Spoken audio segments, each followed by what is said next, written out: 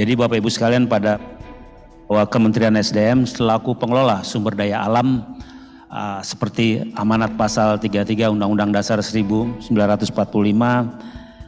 intinya adalah agar mineral dan batu bara tersebut harus dapat bisa dimanfaatkan untuk kemakmuran masyarakat sebesar-besarnya. Ini tentunya dengan melalui program pengembangan dan pemberdayaan masyarakat atau PPM. Jadi PPM merupakan kegiatan pemberdayaan yang diarahkan untuk mendorong kegiatan-kegiatan dan peran sosial masyarakat di sekitar areal tambang dalam rangka peningkatan kemandirian masyarakat di sekitar perusahaan tambang. Bapak Ibu sekalian, regulasi-regulasi terkait dengan pertambangan, terutama dengan kewajiban para perusahaan pemegang izin usaha pertambangan, izin usaha pertambangan khusus untuk melaksanakan PPM ini telah diatur di dalam beberapa undang-undang mineral dan pertambangan yang terakhir, yaitu mengenai Undang-Undang Nomor 3 Tahun 2020, juga begitupun dengan aturan turunan pelaksanaannya, yaitu PP, Permen, dan Kepmen. Intinya Bapak Ibu dalam hal ini adalah badan usaha pertambangan memang sesuai dengan amanat undang-undang, peraturan pemerintah maupun turunannya diwajibkan berkontribusi untuk masyarakat sekitar areal tambang agar masyarakat bisa lebih berdaya. Kita mungkin memahami bahwa areal pertambangan mainly sangat diasosiasikan dengan kerusakan lingkungan. Ya, jadi bagaimana sekarang kita mendorong agar seluruh perusahaan pemegang izin usaha pertambangan, izin pertambangan khusus itu betul-betul bisa memberdayakan masyarakatnya. Nah Bapak Ibu sekalian, kami di dalam hal ini mendorong adanya blueprint pemberdayaan dan pengembangan masyarakat provinsi. Jadi seperti terlihat di dalam slide nomor ini, intinya adalah berisi perencanaan strategis pembangunan terpadu yang memuat arah kebijakan PPM di wilayah provinsi. Sebagai acuan, ini sebagai acuan nanti untuk seluruh badan usaha pertambangan dalam menyusun rencana induk PPM dan program PPM tahunan. Nah, rencana induk PPM merupakan dokumen yang memuat rencana program PPM selama tahap mulai dari kegiatan eksplorasi sampai produksi hingga pasca tambang, sampai penutupan event, sampai reklamasi. Ini kita harapkan perusahaan pertambangan dapat menyusun studi kelayakan dan dokumen lingkungan berdasarkan pemetaan sosial. Nah Bapak Ibu sekalian, tantangan ke depan ini bagi pemerintah dan para stakeholder, bagaimana membuat kebijakan dan tata kelola untuk memastikan bahwa program PPM Badan Usaha Pertambangan ini bisa betul-betul tepat sasaran. Sebagai informasi Bapak Ibu sekalian, ada 5.395 perizinan perusahaan tambang. Itu diantaranya kita kenal, diantaranya ada 33 perusahaan karya. Mungkin kalau kita di sini familiar, Freeport salah satunya, itu salah satu bagian dari kontrak karya. Kita juga ada dari 5.393 itu ada 66 PKP 2B. Itu diantaranya mungkin kita kenal yang namanya Arutmin, namanya Adaru dan lain sebagainya. Dan yang terbanyak adalah 5.290 IUP atau izin usaha pertambangan yang tersebar ya di seluruh Indonesia. Ini kita harapkan dapat berjalan dan terus bertambah setiap tahunnya dalam rangka mereka betul-betul menerapkan sesuai dengan amanat Undang-Undang Minerba, agar intinya keberadaan mereka di sekitar areal tambang ini dapat betul-betul dapat memberdayakan masyarakat. Itu tujuan pokok kita. Nah Bapak Ibu sekalian, slide berikutnya memperlihatkan bahwa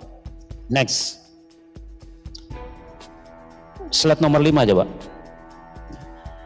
Ini terdapat 8 aspek program pengembangan dan pemberdayaan masyarakat yang wajib dilaksanakan oleh Badan Usaha Pertambangan. Ini kita telah tuangkan dalam keputusan Menteri tahun 2018 lalu mengenai pedoman pengembangan dan pemberdayaan masyarakat. Itu isinya diantaranya adalah pendidikan, kesehatan, tingkat pendapatan real, kemandirian ekonomi, sosial dan budaya, pemberian kesempatan kepada masyarakat setempat untuk ikut berpartisipasi dalam pengelolaan lingkungan kehidupan masyarakat sekitar tambang yang berkelanjutan, pembentukan kelembagaan komunitas masyarakat dalam rangka menunjang kemandirian PPM dan infrastruktur yang mendukung PPM tersebut. Nah, Bapak Ibu sekalian, dalam melaksanakan program PPM dimaksud, Badan Usaha Pertambangan diwajibkan untuk melaksanakan minimal 8 aspek program keseluruhan, yaitu ini berlaku untuk pemegang izin usaha pertambangan mineral logam dan batu bara, dan 3 aspek program bagi pemegang izin usaha pertambangan non logam dan batuan, yaitu setidaknya mereka harus melakukan pendidikan, kesehatan, dan kemandirian ekonomi. Slide berikutnya Bapak Ibu sekalian, ini data memperlihatkan kontribusi pengembangan pemberdayaan masyarakat. Jadi kalau dilihat angkanya cukup besar Bapak Ibu sekalian. Jadi dari tadi yang saya sampaikan 5.290 izin usaha pertambangan yang terdiri dari kontrak karya, PKP 2B, IUP, dan IUPK, itu tahun 2020 kalau kita lihat di situ jumlahnya cukup besar. Itu perusahaan tambang itu komit di dalam rencana kerja anggaran biayanya itu. Total 2020 aja 1.655 miliar. Ya, jadi cukup besar Bapak Ibu sekalian. Nah, begitupun juga realisasi sampai kuartal 3 tahun 2021 ini telah tercapai yang sudah dikomit oleh para perusahaan tambang itu adalah 1.193 miliar.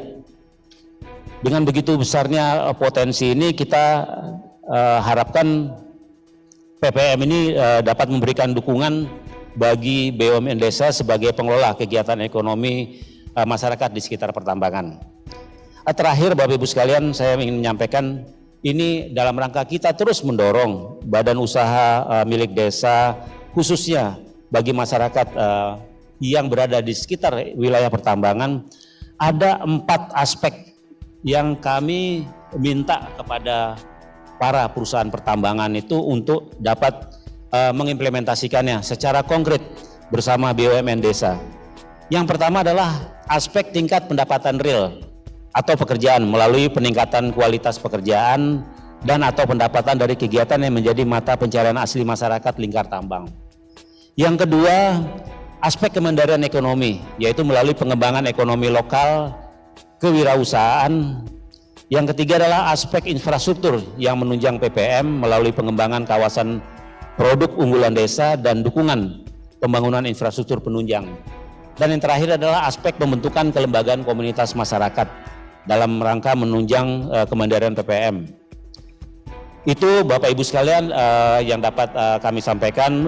Saya mengucapkan terima kasih kepada Kementerian Desa dan Pembangunan Daerah Tertinggal dan Transmigrasi, dan tentunya kepada semua pihak yang telah mendukung dan berpartisipasi dalam Rakornas BUM Desa ini. Harapannya tentu program PPM Badan Usaha Pertambangan dapat semakin optimal bekerja sama dan mendukung pengembangan BUMN desa. Demikian, terima kasih. Wassalamualaikum warahmatullahi wabarakatuh.